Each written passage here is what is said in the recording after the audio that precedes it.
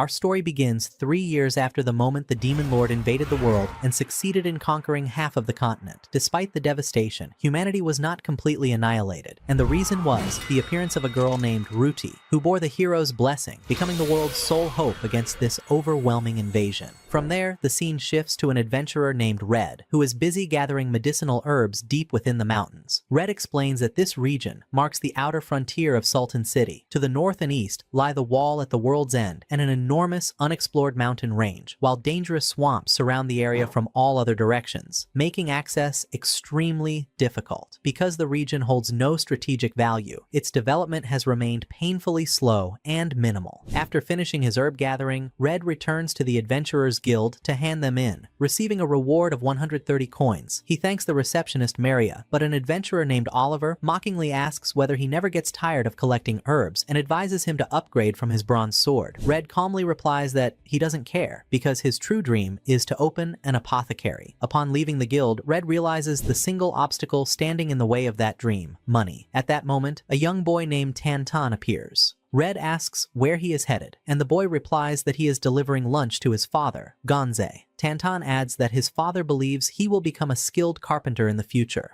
Although Tantan does not yet understand the nature of the blessing he carries, he is determined to pursue that path, and even promises that one day he will build a shop for Red. Here, Red explains the concept of blessings. Every living being possesses a blessing granted by the ruler of the world, guiding their life's path and granting them power. These blessings generate abilities known as skills, and based on them, people choose their professions and roles within the world. Later that night, as Red prepares to sleep, his thoughts drift into the past. Through his memories, we learn that Red was once a member of the Heroes Party. One day, a party member named Har summoned him and demanded that he prove his strength by breaking a barrier using only a bronze sword. But Red failed. Har bluntly declared that there was no place for him in the party if he could not surpass such a simple obstacle. Red tries to defend himself, explaining that he could have easily destroyed the barrier if he had used his sacred weapon. Har coldly dismisses this, stating that such power belongs to the weapon, not to Red himself, and that Red has become a burden to the party, especially after the hero had to protect him during their last mission. Har then reveals that Red's true name is Gideon, and that he bears the guide's blessing, a blessing designed to guide and protect the hero from birth. Although Gideon was strong in his youth and fulfilled his role perfectly, the party has now surpassed his limits and no longer needs him. Har explains that every member of the hero's party has grown stronger than Gideon, and that the hero herself would never ask him to leave out of familial affection. Therefore, the best choice is for Gideon to withdraw on his own, so that he does not become a burden to his sister, Ruti. Gideon responds that he holds the position of vice captain of the Order of Bahamut Knights, and returning after being branded a burden would be a stain on his honor. Har then proposes spreading a rumor that Gideon set out to investigate the Demon Lord's army and never returned. Red agrees to support the story. Har asks him to leave his equipment behind, and at that moment, Gideon abandons his name and becomes Red. He heads to Sultan, convinced that Har was right, believing that Ruti is stronger than him, and fully content with his new quiet life. The next day, Red continues gathering herbs. He explains that his blessing does not grant him a unique innate skill, but instead provides him with general purpose skills, such as wilderness survival, allowing him to identify medicinal plants and avoid getting lost in the mountains. Suddenly, a monster known as an Ulpir appears and attempts to attack him.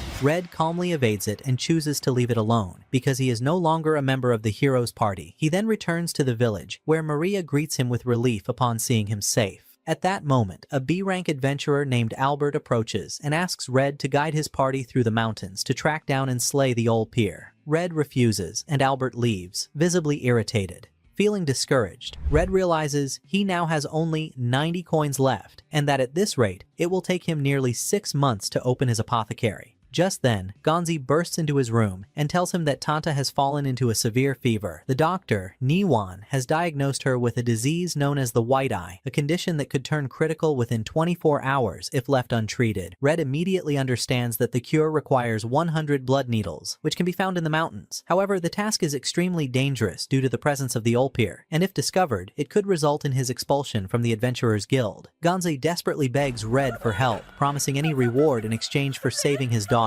On the other side, Red rushes toward the mountains, activating his flash speed skill, and successfully collects the blood needles by cooling raging flames with water. Suddenly, Albert appears and attempts to ambush him, but Red defeats him with a single strike and continues on his way. Albert's party arrives shortly afterward and believes their attacks finished off the Ulpir, yet deep down, Albert senses that something is wrong, that the truth has yet to be revealed. We return to the village, where Red hands over the medicine, and Tanta begins to recover, little by little. Gonzi thanks Red deeply, while Dr. Niwan comments that the doctors of Sultan would be delighted if someone as capable as him opened an apothecary, asking Red to inform him the moment it opens. Red returns to Tanta's house, still unable to believe he managed to collect a single bag of blood needles, which was the very reason he had refused the task before. Gonzi follows him to thank him once more, while Red focuses on the matter of the reward. 4 months later, we move to the Adventurers Guild, where an adventurer named Ria submits an official report and notices Maria's unusual elegance. Maria explains that she has been invited to a celebration held by a friend who opened a new apothecary.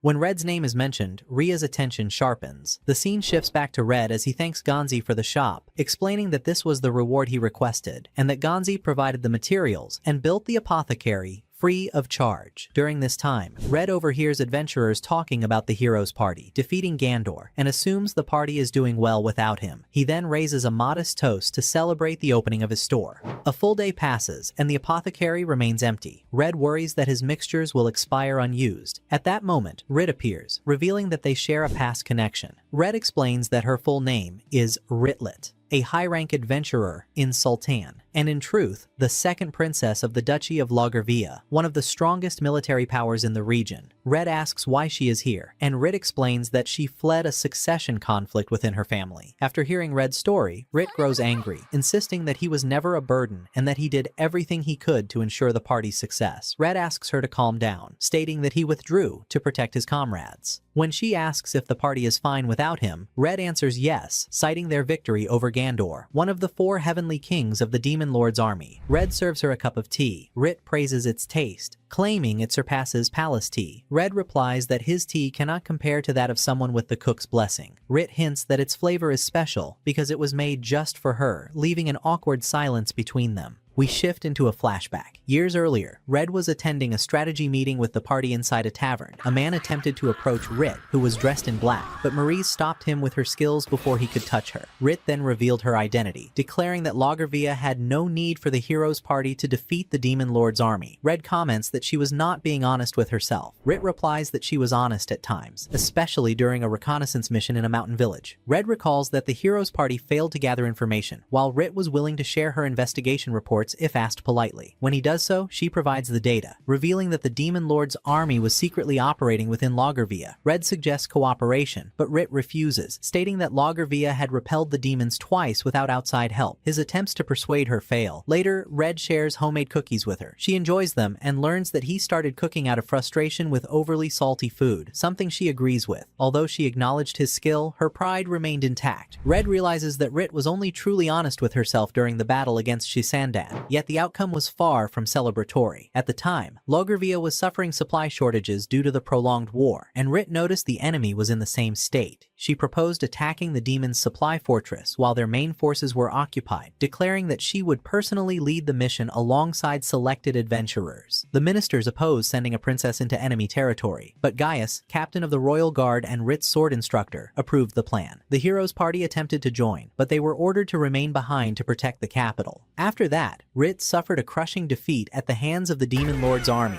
and uncovered a shocking truth. Shisandan had murdered her mentor and taken his form. Rit was cornered on the battlefield, while Shisandan sought to shatter the hope of Lagervia by killing their heroine before everyone's eyes. At the decisive moment, Gideon arrived in time and saved her. She asked in disbelief why he was there, and he calmly replied that something felt wrong, so he came to see for himself. Together, they fought Shisandan to buy time until Ruti arrived, who eliminated him effortlessly the moment she appeared.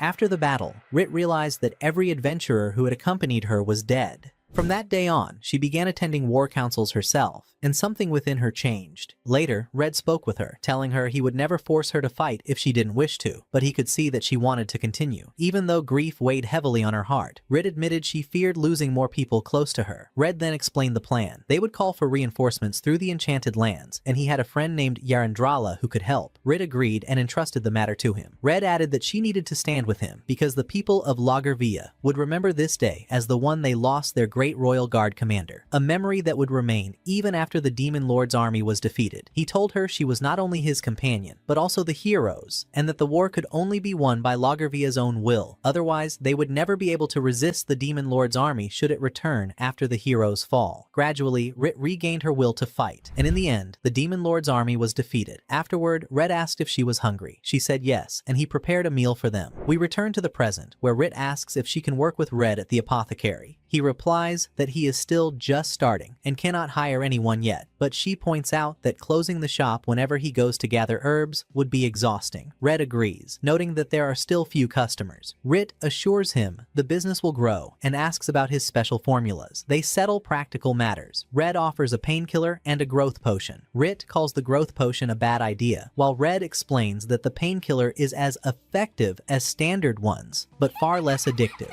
Rit reminds him that painkillers require approval from the Sultan Council. Noticing his lack of experience in running a shop, Red agrees to hire her. After dinner, Rit praises his cooking and asks about his sleep schedule, realizing that she will be moving in with him. Elsewhere, Rudy introduces a new member named Tisei to the hero's party, explaining that she is a professional assassin. She also introduces her pet, a spider named Kulawali. The party members introduce themselves, after which the hero announces that Tisei will be under her command, as they head out to search for the ancient weapon left behind by the Demon Lord. Departing the next day, we return to Red, who wakes up to find himself sleeping on the floor, while Rit is asleep on his bed. He asks if she slept well, and she replies that she isn't used to beds. Red comments that it makes sense. The bed was cheap. After breakfast, Rit tells him she plans to buy a new bed and some paintings to decorate the shop, and that they must submit a formal request to the Sultan Council regarding the painkiller. Red leaves the negotiations to her. Rit mentions her salary and settles for a modest amount. Red agrees, not wanting to pressure her, knowing she might insist on working for free otherwise. They then head into the city. Red remarks that Sultan is a place that does not require the hero, as it lies far from the world's conflicts. They visit a carpenter named Storm, who is shocked to learn that Red and Rit are living together. Rit explains she came to buy a bed and tries to choose a double, but Red asks for a normal one. She agrees and asks Storm to deliver it later. As they walk through the city, they notice the high quality of the goods. Red explains that the ruler grants a sacred blessing to every living being at birth, regardless of origin or upbringing. Village orphans receive general blessings, and even kings may be given modest ones. A person's success depends on how well they develop their blessing, and the only way to do so is by defeating other beings with blessings, whether humans or monsters. That is why this world is built on violence, no matter the nature of the blessings. At that time, Red notices a boy named Ademi bullying Tanta, using his brawling skill. Red intervenes immediately, and the moment Ademi senses Red's abilities, he flees. Red checks Tanta and finds the injury minor. Tanta introduces his friend, and Red notices a wound on the other boy's knee. Tanta then notices Rit and is shocked to learn she lives with Red. Red treats the injury quickly and asks about the fight. Tanta explains that Ademi started it after beginning to develop his skill early. Rit adds that Ademi was not violent before, but has grown aggressive recently. Red comments that the cause is likely his blessing, resembling a barroom brawler blessing, explaining that blessings can influence personality.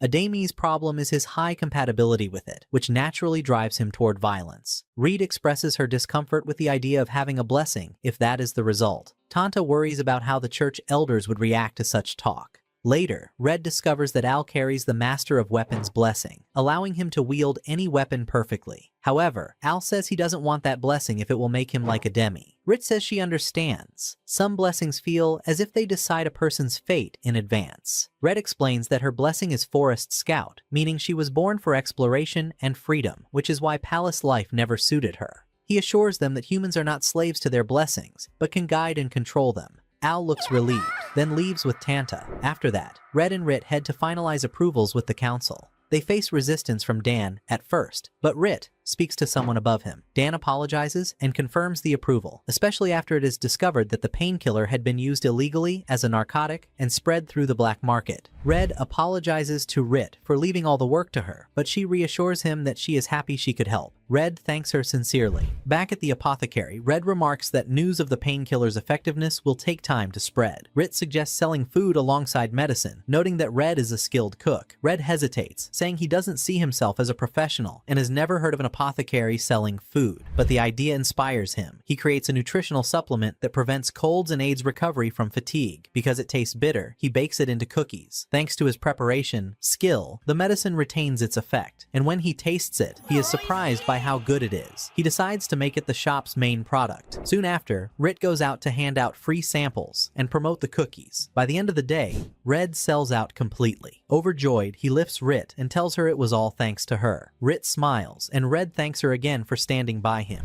Elsewhere, Dan is furious at Ark for failing to find any new clues about the weapon they seek, saying they wasted time in the desert, and that this would never have happened if Gideon were still with them. Har tries to calm him, but Dan accuses the decision to remove Gideon of being a fatal mistake. The hero arrives and allows Dan to search for Gideon, while Theodora notes that killing someone as talented as him will not be easy. Dan accepts and begins the search. On the other side, Red tends to his medicinal herb garden, reflecting on how he never imagined his future would look like this. He thought he would fight demons beside the hero and eventually receive a small piece of land. His life is different now, and not bad at all. Oliver and his party enter the apothecary and are shocked to see Rit. She introduces herself as a former top adventurer who now works at the shop and lives with Red. Maya is stunned and rushes out, followed by the rest of the party. Rit asks Red if he wants a honey drink. He finds the question odd, but she insists she simply craves it, clearly thinking about something. Red says there is no honey at the moment, so she decides to buy some, while he considers preparing a dinner to match it. At that moment, Albert enters the apothecary and asks Red if he is satisfied with life in such a simple place. Red calmly replies that he is content, having opened the shop with his own effort. Albert is unconvinced and bluntly asks if Red was the one who killed the Olpir. Red denies it, but Albert insists the final blow was his, trying to provoke Red into revealing his true strength.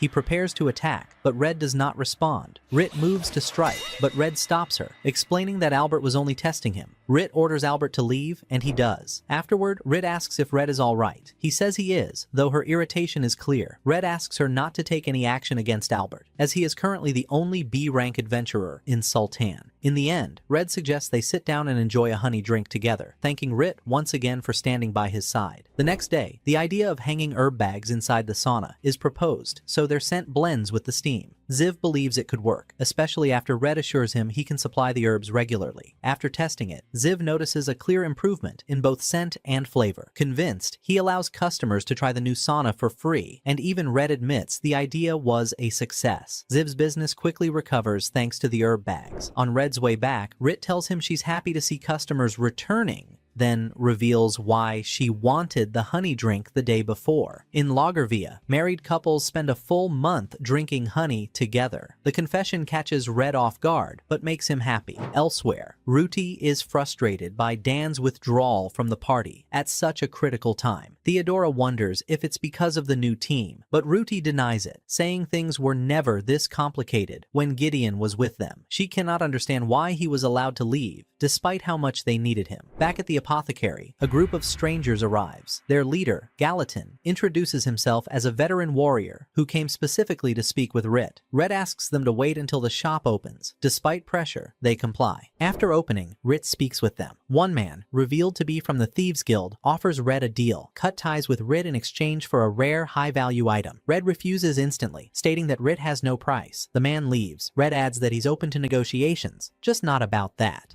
Gallatin tries to persuade Rit to return to adventuring. She firmly refuses, declaring she is bound by a long-term work contract with Red, and that she will leave the city with him if he is ever forced out. Realizing Red overheard everything, she becomes flustered. Later, Red gives Rit an amber bracelet as a symbolic gift for her work. Rit says it could be misunderstood, but Red admits he wanted to give her something more personal. When he asks which stone she prefers, she replies that she'd be happy with anything he chooses himself. In the shadows, Begog, the leader of the Thieves Guild, seeks to pull Rit away from her peaceful life. He explains that when she belongs to a group, conflict becomes costly, but if she acts alone, she becomes an unpredictable threat. He assigns Deer a preliminary mission to draw her back into the world of adventurers. We return to Red and Rit, with Rit feeling a peace she never expected after the harsh events of Lagervia. As the crisis escalated back then, they decided to seek support from Saint Lan, which required crossing the Enchanted Forest under the Demon Lord's surveillance. Gideon proposed a bold plan, relying on his knowledge that the forest does not affect those born within it. Their first stop was a village on the forest's edge, where Gideon met Yarandrala, who would guide them using her tree singer blessing, allowing her to communicate with plants and determine safe paths. Gideon was certain the Demon Lord's army would never imagine they crossed through this route. Hyrie remained cautious, believing Gideon's absolute trust in Yarandrala placed everyone's fate in her hands. Before departing, Gideon instructed Theodora and Dan to protect the villagers. At the same time, he noticed Carr speaking with hired mercenaries, signaling movements unfolding in the shadows. While crossing the forest, Rit grows jealous of Yarandrala's closeness to Gideon. She assumes he would never waste his time on a gloomy princess like her. Gideon asks if she's alright. Rit snaps back, telling him not to worry, then immediately regrets it. Yarandrala notices the tension and suggests stopping by a nearby river to bathe. Rit hesitates, but Yarandrala pulls her along. At the same time, Gideon calms an irritated companion who insists there's no time to waste. Rit and Yarandrala bathe together, and Yarandrala asks if Rit loves Gideon. Embarrassed, Rit admits she does. Yarandrala replies that Gideon clearly feels the same, but warns her about the sharp temper that surfaces when she's upset. Rit blushes. Yarandrala advises her to be more open and cheerful, and to show her feelings, even if it's difficult. Rit asks if Yarandrala loves Gideon too.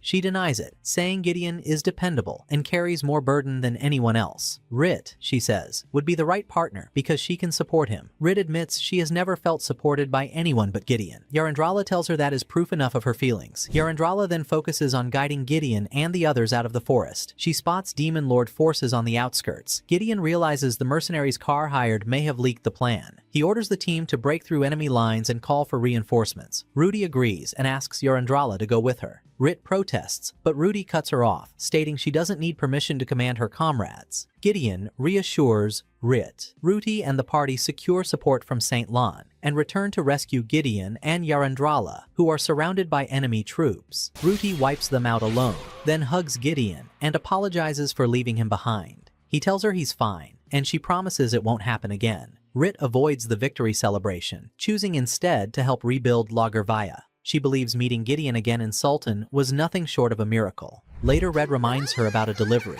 On her way back, she meets Deer, who demands she return to adventuring, or he will expose her as a princess. Rit replies she doesn't care. She doesn't need fame or money as long as she lives with Red. Deer is stunned by her simple life despite her powerful blessing. Rit tells him it's her choice. Meanwhile, Rudy feels the emptiness left by Gideon's absence. She recalls Har's words, that Gideon left because he was better suited as a scout against the Demon Lord's army. Rudy wonders why Gideon never told her himself. Har suggests he didn't want to appear weak. Rudy resolves to continue her path as the hero and fulfill her duty, despite the void her brother left behind. Elsewhere, Dr. Niwan hears a man collapse. Red identifies the need for an antidote made from gray starfish herb and explains that his first aid skills have reached mastery, allowing him to suppress symptoms even when the cause is unclear. The man is taken to the clinic and stabilized. Niwan advises Rit to stock more of the herb for future cases. Red returns to the apothecary. Rit complains that he's late. Red says he ran into trouble and will explain everything at lunch. They eat omelets together and prepare for the next day. Red tells Rit that one of the doctor's neighbors overdosed on the drug mentioned by the Sultan Council. He says he was just making sure the man survived. Rit is shocked that overdoses are already appearing and asks who would sell something so dangerous.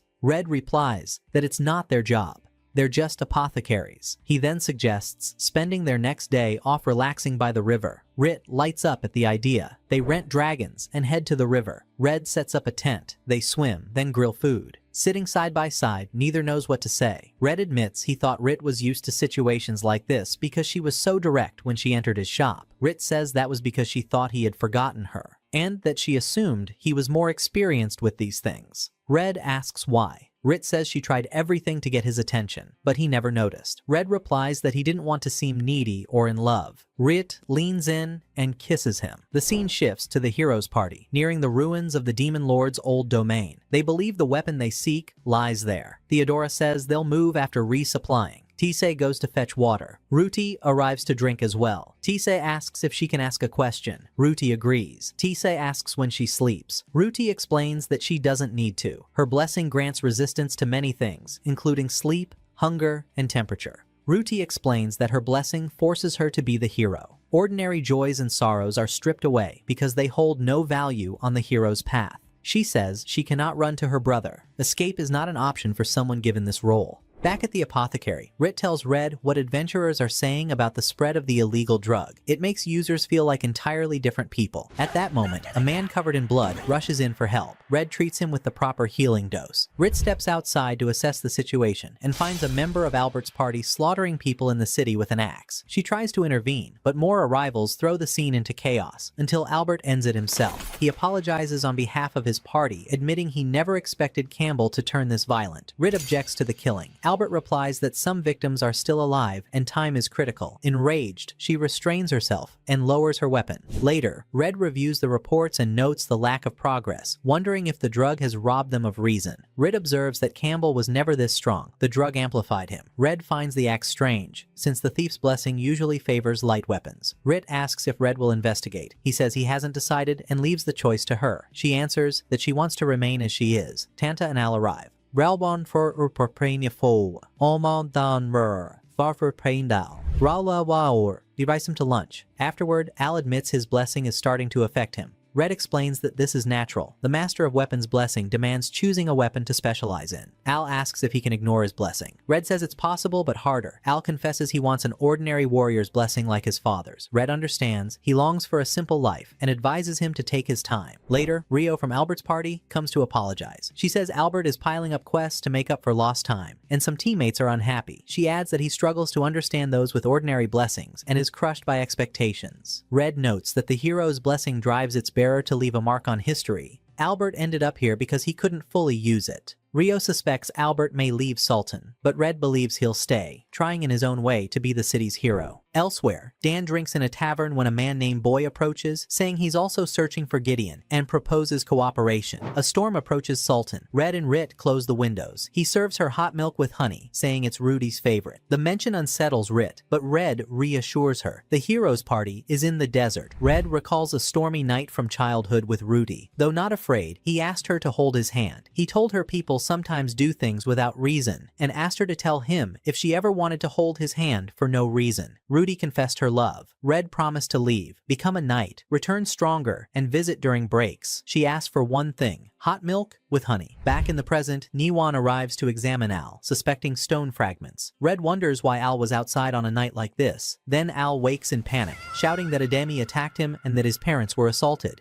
He begs for help. Red checks the victims and finds they're still alive. After they regain consciousness, he realizes it could have been far worse, but he's certain this won't end quietly. Ademi is the guard captain's son, and what happened will not stop here. Days after the incident, Red explains that Ademi vanished completely after the attack. The people of Sotmarch are furious, especially because the city guard appears to be protecting him without any official explanation. The Brandles become a symbol of protest. Meanwhile, the injured are recovering inside a mansion owned by a Thieves Guild official named Bigok, with Al assigned to care for them. Later, Al eats breakfast with Red and Rit, then asks Rit to teach him swordsmanship. The three train briefly. Red notices Al's improvement and credits Rit for letting him fight in a way that feels natural. Rit admits she has never taught anyone before and worries about passing on bad habits. She also wonders if she can truly give him everything she learned from her master. Red reassures her with full confidence. Rit thanks him honestly. Gonzi and Nao arrive in a panic. They report that Tanta was taken by the city guard while playing in the neighborhood, with no explanation, and that her father was barred from seeing her. Rit decides to act. Red goes to Gallatin, requesting a joint investigation with the city guard that would allow him to attend Tanta's questioning. Gallatin understands and considers Rit's involvement a small price to maintain balance in the city. He hands them an official letter addressed to the guard captain. Once the letter is delivered, Tanta's father is allowed to see her. She is unharmed. The captain admits he ordered her brought in for questioning, but denies giving orders to restrain her or block visits. He explains that his men suspect someone from Sotmarch in Ademi's death, especially after a guard was killed during a recent attack, and witnesses claim to have seen Ademi afterward. However, the captain admits several details are troubling. Ademi's parents suffered unusually light injuries, and the use of an axe doesn't fit the situation. His men now suspect the attacker was not Ademi, but someone else from Sotmarch.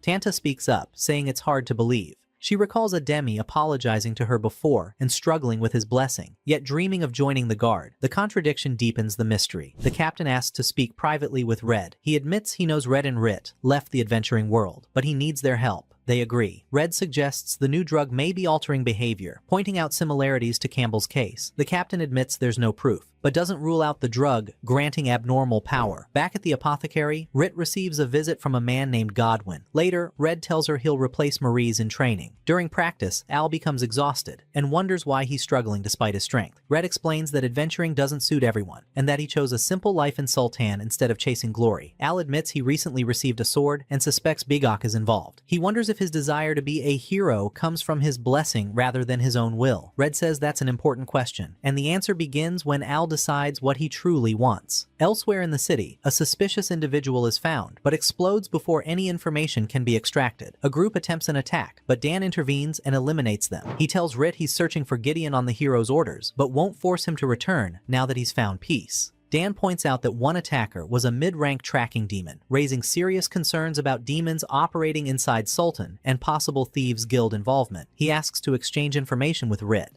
and prefers to keep his presence secret. Rit returns to the shop exhausted and sits beside Red, remarking that a warm bath would be perfect. Red assures her he already asked Gonzi to prepare one. He also mentions that Al received a new sword. Rit examines it and discovers a tracking enchantment, raising suspicions about Bigok's intentions. Red wonders if Al is being used without realizing it. Later, they visit a blacksmith to forge a proper weapon for Al. While Red checks on the city, he sees massive protests and learns from Oliver that Bigok is behind them, paralyzing the guards' investigation. Red promises to step in. Finally, the scene shifts to the heroes' party at the ancient ruins. They defeat a giant demon and discover an airship hidden within the remains, escaping aboard it. Theodora is amazed and asks Tise if Ruti wants to go somewhere. Ruti replies that there is a place she longs for, but as long as she is the hero, she cannot reach it, hinting that her wings are damaged. Elsewhere, Rit moves through the city disguised under a cloak. Rough-looking men quickly surround her and forcibly take her, claiming Bigok wants to meet her. Once she arrives, she realizes it's a trap, and that the enchantment they planted won't reveal its bearer as they expect. Rit acts immediately. She takes down most of them with ease. One man transforms into a demonic wraith. The fight intensifies, but she finishes him without hesitation. At the same time, a Venderous soldier arrives with members of the Thieves Guild and opens a path without resistance. Al is abducted in front of everyone, and they declare they will make him the hero of Sotamarch. It's then revealed that Red was disguised among them as well, and he's taken along to Bigok. Bigok speaks with confidence. He claims that Al, unlike the local children, was raised in Tatis under Dukir Dixon, killing anyone who stood in his way, and that is why he grew strong.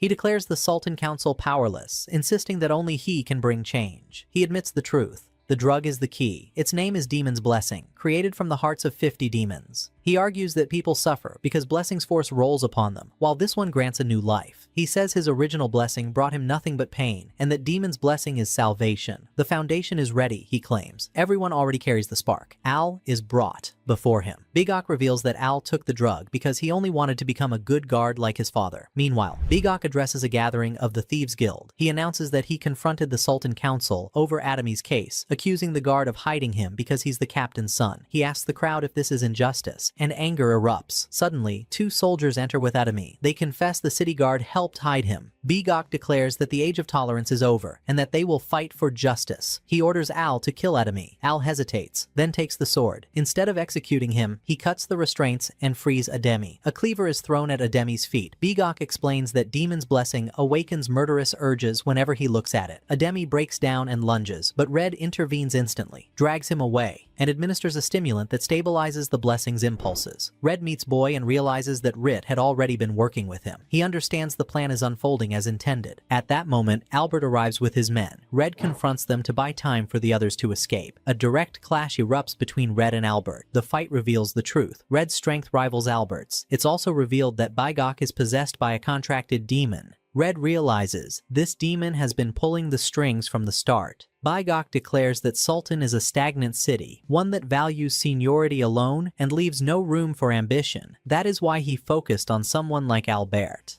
Albert voices his resentment. He says glory is impossible here, and that staying means dying without meaning. He admits he made a pact with a demon, but refuses to be a tool of evil. Red confronts him with the truth. People have already died because of this path. Albert doesn't deny it. He calls it a necessary price. He insists he did everything to protect Sultan, to turn it into a military power fighting under the hero's banner, in preparation for the return of the Demon Lord. Albert asks Red to join him, insisting he has everything needed to become a true hero. Red refuses outright, saying he has no interest in being the city guard's hero. Gallatin steps in, remarking that everyone has underestimated animated sultan. Albert presses Red, asking why he insists on abandoning everything despite his ability to become a hero. Red answers that he prefers running a herb shop over chasing glory. Albert warns that this would make him a criminal if the guard arrests him, then asks Red to at least allow him to defeat him as a hero. Albert attacks, but Red severs his arm effortlessly. Albert freezes, unable to accept how it ended like this. Red tells him that heroism isn't just physical power, and that Albert wasn't meant to be a hero, despite Red wishing he were, because he had never seen anyone who wanted to be a hero more. Albert asks how everything fell apart. Afterward, Ademi returns to the Thieves Guild and explains that the incident was a massive misunderstanding. He reveals that the one who attacked his family wasn't him, but a demon disguised as him, and that Bigok was merely a pawn. He warns that continued use of the drug will turn them all into demons. The truth spreads, and the crowd disperses. 5 days later, Red and Rit relax in a warm bath. Red remarks that spending their reward on this bath was the right choice. Rit moves closer and reminds him that he could have joined the hero's celebration by following Albert. Red replies that he doesn't want to return there. He wants to stay with her now. He chose to be the master of his own life, by her side. Elsewhere, Boy visits Bigok in prison and says he knows the name of the demon that possessed him. Upon hearing it, the demon realizes the truth. Boy is actually Shisandan. Shisandan says he never expected Bao to start selling the demon's blessing, and that things would have become far more dangerous if humans learned they didn't truly need demon hearts to create it. He adds that the drug can unlock humanity's true power. Bao replies that he did it to eradicate heretics like Shisandan.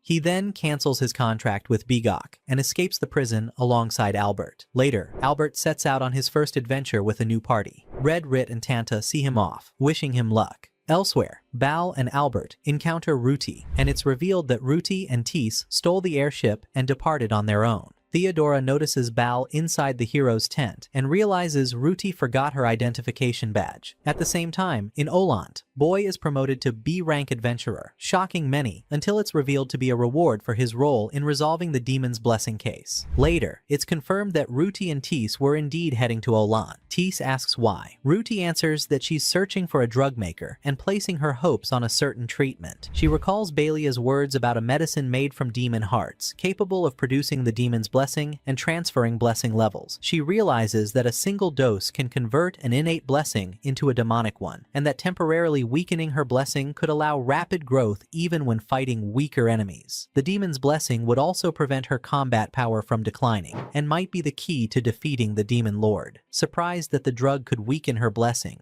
Ruti takes it without hesitation, stating that curses and poisons don't affect her anyway. Bao judges the situation dangerous. The drug converts the defeated demon's malice into curses, and if the curse doesn't manifest correctly, the demon's blessing could fail. Ruti, however, wants a steady supply. She asks Tisei to treat her as an ordinary traveler, so her identity as the hero won't be exposed. Tisei asks if a hero can truly act normal. Ruti admits she doesn't know. That's why she needs Tisei's help. Tisei agrees and promises support if Rudi's act falls apart. Back at Red's shop, there are no customers. Rhea explains people prefer staying home as the cold worsens and suggests selling an anti-cold product. Red asks for something practical. Rhea mentions Choffman, used in Lagervia. Red approves, distributes samples, and says the effect lasts 15 hours. He gives some to Gonzi and to people he knows around the city. Night falls. Red returns to tell Rit that Choffman is selling fast. As snow begins to fall, he realizes he should have kept a dose for himself. Red, Rit, and Rhea share what's left and sit close on a wooden bench for warmth. Red remarks that if this keeps up, she'll miss the snowfall. She replies she'll see it later. The moment leaves them both slightly flustered. At the same time, Ruti and Tis land in a forest near Sultan. Tis helps Ruti blend in with ordinary clothes, and they head toward the city. At the bridge, a knight named Otto demands a toll. Ruti refuses. When he attacks, she drops him instantly. At Sultan's gate, she arrives carrying a massive monster, explaining she killed it before it caused trouble. The gate guard rushes to call the butcher, and Tis notes they should find an inn. Later that night, Red reaches the city as the gate is about to close. The guard asks if he wants a drink, and they stop at a nearby stall. There, Red notices Tisei, short, composed, professional. He reads her as someone who avoids attention, like a spy or assassin. Tis wonders if he noticed her hidden weapons, then spots the healing marks of many past wounds. She realizes he's fought countless battles. They exchange a quiet, mutual respect. Tis delivers instructions to Ruti, and they meet at the inn.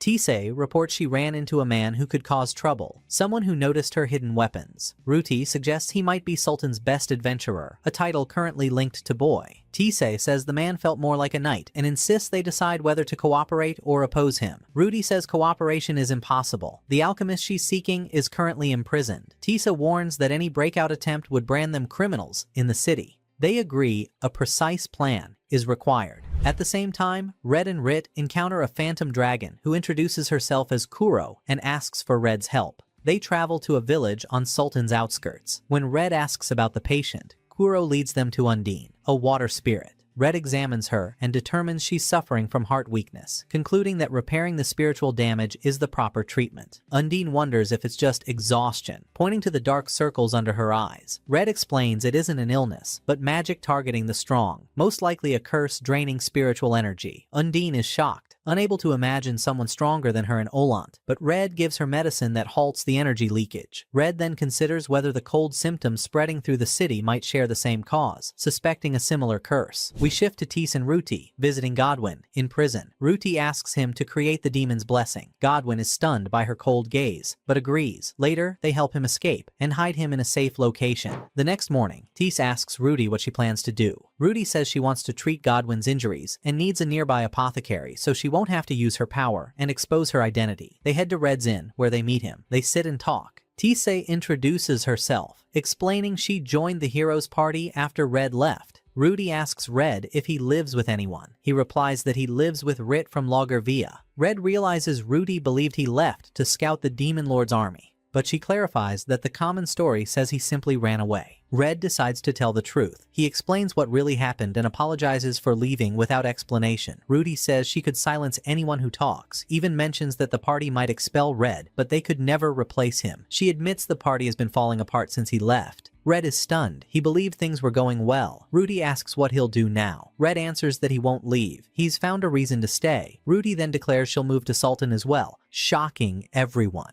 Red asks why. She says she came looking for him because they need him to defeat the Demon Lord's army, and because she was searching for someone capable of defeating it, and she's found him. Red says he'll stay with her. Rit feels uneasy, but Ruti reassures her, stating she'll live in the city too. Ruti announces she's leaving to handle something important. Red tells her she's welcome anytime. On her way back to the inn, Ruti feels her blessing, resisting stability, and pulling her back toward her role as hero. She weakens it again, using the drug. Elsewhere, Rit asks Red if he's certain about his decision. He answers without hesitation. Ruti can stay if she wants. No matter how much of the world's fate rests on her shoulders, she's still just a 17-year-old girl. Rit says they need time to think, and insists on speaking with Ruti again. At the same time, TC notices Godwin's wounds healing well. Godwin asks when they're leaving. TC tells him the plan changed and they'll stay longer. He warns about exposure in Sultan, and she acknowledges the risk. TC explains to Ruti that they can't keep Godwin restrained any longer. He needs a proper workshop to make the drug. Before leaving, Ruti says she wants to search for ancient elven ruins. TC agrees they'd be a good hiding place. When Ruti gives her a sharp look, TC tenses, expecting an attack, then realizes Ruti was just teasing Kuliwali. TC apologizes for the misunderstanding. They agree to be clearer going forward, and their bond improves. Elsewhere, Boy is also searching for the same ruins and notices concentrations of curses and magic fading away. Meanwhile, Ruti and Tease enter Red's shop. Adventurers withdraw immediately under their pressure. Tease asks Ruti to try smiling, but it doesn't come easily. Red offers Ruti a tour of the city. She agrees. He shows her the sauna. She wants to try it. Red introduces her as his sister. Afterward, they drink warm milk, then Red heads to the market. At the same time, Car learns Ruti is near the wall at the world's end after hearing from Albert. He asks Theodora if that's useful. She says it helps pinpoint the hero's location and adds they'll buy Albert a prosthetic hand at the next stop. Albert wonders about the man who cut off his arm and how someone that strong isn't a hero. He says the church teaches people to live according to their blessings. Theodora replies that people are more than their blessings. They have free will. Albert admits he's still conflicted. Back at the shop, Ruti drinks the warm milk with honey Red prepared. Red mentions the bath and asks if she wants to bathe before returning to the inn. She asks to bathe with him. He refuses. She suggests Rit instead. Rit agrees, and Tisa joins as well. After the bath, Ruti tells the story of her first battle. She had searched the mountains for a lost child. When she found the child, a bear attacked. The hero's blessing prioritized saving others over herself, so she fought and was badly injured. She healed herself and kept fighting, but the child she saved ran away. Then Red arrived, killed the bear, and checked on her, relieved and smiling.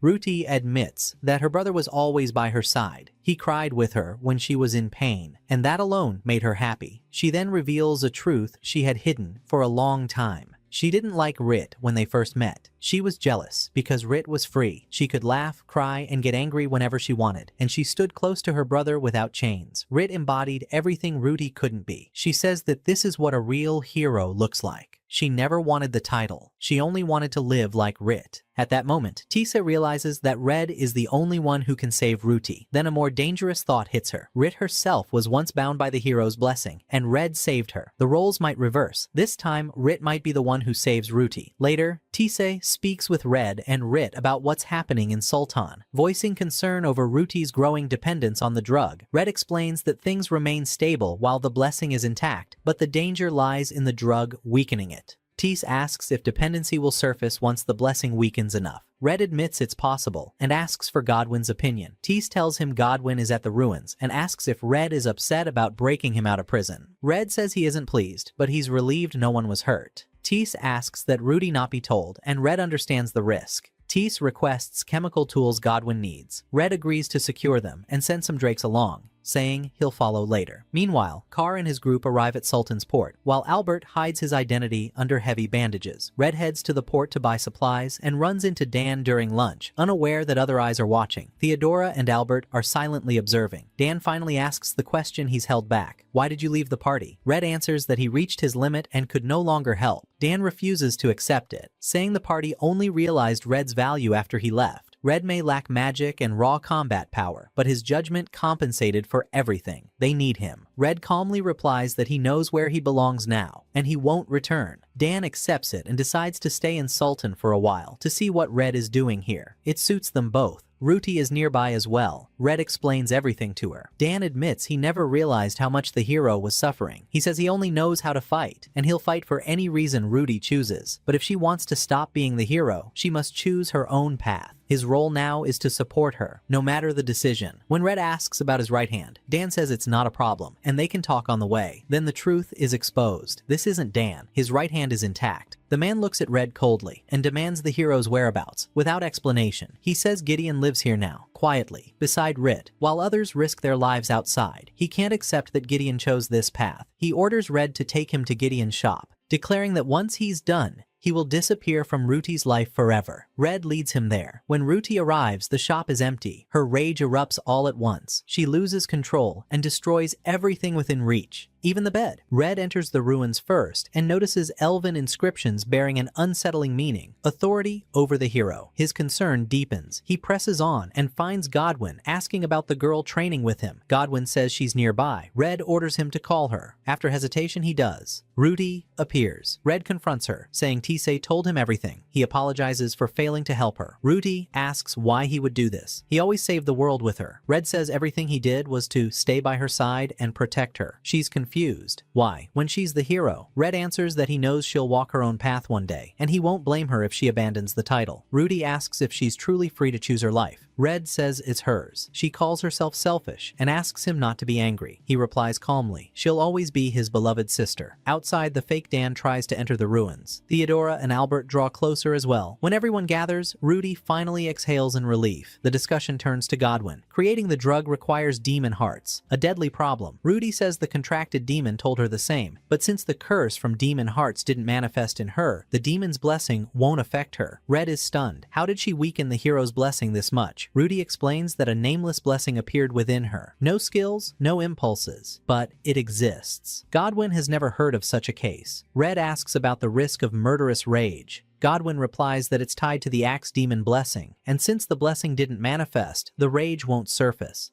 They reach one conclusion: the new blessing has no immediate negative effects. Tisei senses something abnormal approaching. Red realizes the truth instantly. Plague deities. Creatures that multiply as long as magic persists and never appear without reason. Their presence means someone is pulling the strings from the shadows. Ruti doesn't hesitate. She destroys them with a single strike and immediately withdraws. Red chases after her and orders the others to protect Godwin. Ruti stops abruptly and collides with a man blocking her path. He asks her to join the fight against the Demon Lord. She coldly refuses, stating she has chosen to abandon the role of hero. Red tries to reason with her, but the man attacks him and urges her to leave with him. Ruti moves without hesitation. She stabs the man, deliberately avoiding vital organs. She says he never understood her, and if he had truly tried to hurt her brother, she would have killed him. She heals Red instantly, then leaves, unable to accept why a hero is always forced to continue. Boy appears next, offering a healing drink, after using magic on himself first. The appraisal reveals the truth. Azura Demon. He proposes an alliance and tells Red that a relic of the first hero is hidden in the ruins, and that the hero will return if it's obtained. Red follows him. As they walk, Red recalls his first meeting with Ruti, how he always saw himself as nothing more than someone granted a blessing to fight beside the hero. Red returns and warns the others about Boy and his attempt to reclaim Ruti. The dragon's hostile gaze finally makes sense. Tisei realizes Boy has been moving through the lower layers using concealment magic, and that Shisendan and his group rushed in believing they were stopping a threat, while being guided instead. Deep within the ruins, Dan advances alone. He locates Boy and orders him to step aside. Boy mocks him, calling his missing hand a weakness. The battle begins. Dan brings Boy down with a single blow, calmly saying that losing his hand showed him how much it restrained him, and because of it, he became stronger. Boy casts magic, paralyzes him briefly, then stabs him. Dan remains standing. Boy transforms into Shisendan, and the fight escalates. Dan shatters 6 swords before being impaled by a blade that erupts from the ground. Even then, Dan presses forward and finds the relic, 5 sacred swords. The number surprises him. Shisendan explains they aren't the originals, but sanctified Avengers, replicas of the first hero's weapons. Then he reveals a darker truth. The current hero is not original. She carries the resurrected soul of the first hero, restored by the ruler. To return her to the correct path, 2 things are required. 1 Avenger's sword to amplify her blessing, and the removal of the reason she chose to be Ruti instead of the hero, the death of Gideon. Shisendan hands one of the swords to Boy. Elsewhere, Ruti returns the flaming sword to her brother. They confront Shisorda, but Boy intervenes and attacks Red and Rit. Ruti saves them and gives Boy one final chance. He refuses. The battle explodes. Albert and Theodora find Dan wounded. Albert treats him. At that moment, Boy emerges wielding the sanctified Avenger and faces Ruti. One by one, the swords shatter. Shisendan realizes her power has surpassed that of the former hero. Theodora descends, binds Ruti with chains, and attacks. She coldly states that Ruti must be sacrificed because no new hero can be born while she lives. Ruti replies that she never chose this role and that there is no end to those who force heroism upon others. Theodora says countless lives will be lost because of her decision. Ruti answers that she will not sacrifice herself for a world that never chose her. At that moment, the dragon seizes Rit. Shisendan asks Ruti, "Who will you save, your sister or Rit?" Theodora claims that no matter how strong Gideon is, he cannot save those he loves without the hero, and that humanity needs her. Rit breaks free and shouts that Theodora has no right to hold their lives hostage. Theodora responds that the hero saved her homeland, and she herself is proof the world needs one. Ruti rejects it. She says the land was not saved by a blessing, nor by a title, but by the people who stood and fought. Theodora answers that she serves the will of the god, not debate. But Ruti has already made her choice. Ruti declares that the ruler has no right to place the weight of the world on someone weak. Shisendan agrees, saying that only those who choose to become heroes by their own will deserve the title. Ruti moves and finishes the fight with the dragon, then tries to shield Rit and Shisendan with her magic. When Theodora blocks her path, Ruti confronts her fiercely, declaring she will not allow anyone to stop her from protecting those she loves. Below, Red and Rit fall with the elevator. Ruti shatters his sword. Kar celebrates, believing Red is dead and taking it as proof of his superiority. He attacks Taisei with magic, asking why she resists, insisting that Ruti is the hero and must sacrifice everything for her blessing. Taisei answers that Ruti's fate cannot be entrusted to someone who thinks that way. Despite her power, Ruti is still an ordinary girl capable of love. She adds that Ruti's current weakness comes from an old injury. Mr. Kuliwali tries to protect her, and Godwin releases thick smoke to save Tisi, but Ares cuts him down and crushes Kuliwali without mercy. Meanwhile, Red and Rit are still falling. Dan uses a combat skill to save them and bring them back up. Ares attacks. Red dodges the first strike, Kaliwali blocks the second, and Red severs Aries' arms, dropping him. Elsewhere, Ruti continues fighting Shisandan. Unaware that her brother is still alive, she asks whether living a normal life is wrong. He replies that it isn't, but neither the ruler nor humanity will allow it. Enraged, Ruti demands her brother back and attacks, shattering all the sacred swords except one. She takes the final blade and drives it into her own hand. Red returns and treats Theodora with a healing dose. Ruti approaches, and Red notices a clear change in her. She charges to attack, but Tisei stops her, begging her to stop. The person before her matters deeply to her. Tisei then collapses unconscious. Red tells Godwin to watch over her. Godwin tries to fight to bring Tisei back to consciousness, but fails. Even Thunder Wicker is destroyed by Ruti. Red then faces her with his bronze sword, blocks her strike, and knocks the belt from her waist. Ruti freezes, her mind clears, and she breaks down in tears over what she's done. Dan and Albert arrive. Rhea says her power isn't enough to heal Tisa. Ruti tries to heal her, but fails. In shock, she asks why her power abandoned her when she needed it most. She realizes the blessing had been controlling her all along, and that she nearly killed her closest friends. Theodora steps forward and declares she will heal Tis. She uses her power and succeeds. She says she does not seek Ruti's forgiveness. She had no choice. She admits the hero's fate is harsh and lonely, but Ruti was the one chosen to bear that burden and save the world. Ruti says she never loved this role. Theodora replies that the world and the ruler will decide whether she is right or wrong, then asks Ruti to strike her as punishment. Albert intervenes and stops it. He admits he always dreamed of being a hero, but never imagined the path would be this dark. He says Theodora truly suffered. She may have been wrong, but she fought for good in the way she believed in, and begs everyone to forgive her. Tisa regains consciousness and smiles when she sees Ruti safe, apologizing for worrying her. Ruti is relieved. She then tells Theodora she will live only as Ruti from now on. She says she never considered herself a hero, and that Theodora fits that role far more. Theodora fought for good, and that alone marks a true hero. Heroism, she adds, is not physical strength, but sincere will that gives others courage. Theodora asks Red if she could become a guide like him. He answers calmly, if she wants to, she can. Later, Red notices the shop was left in ruins by Car as snow begins to fall. Ruti and Tis arrive, and Ruti says she missed the cold. They eat breakfast. Red explains that Ruti's new blessing is called Shine, with an ability named Roa, which allows control over other blessings, currently used to suppress the hero's blessing. Ruti says she wants to start a medicinal herb farm. Tisei agrees. They attend Aries' funeral and bid him farewell in silence. Ruti apologizes to Red for the burden she placed on him. He thanks her for caring.